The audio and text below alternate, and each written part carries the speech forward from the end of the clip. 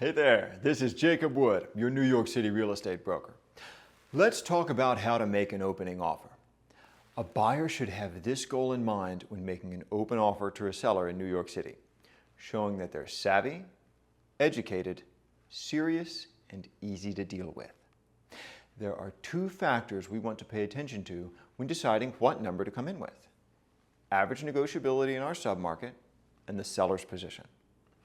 While Manhattan new development above $4 million may close an average of 10% below its asking price, with additional seller concessions available on the back end, the average Brooklyn 2-bed closes within 1% of its asking price.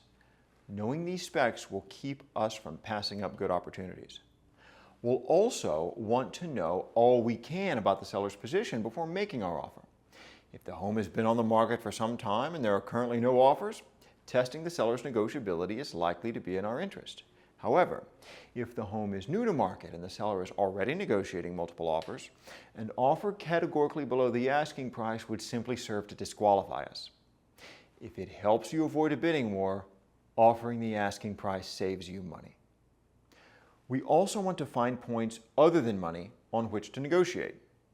For a co-op, fewer things empower us more than a clear and thorough financial statement and pre-approval from a reputable bank or proof of funds for a cash purchase.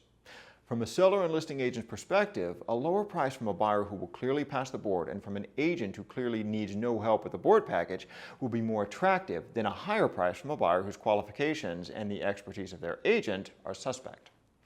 Using a reputable Manhattan real estate attorney who works exclusively in Manhattan co-op and condo closings will help put our best foot forward as well.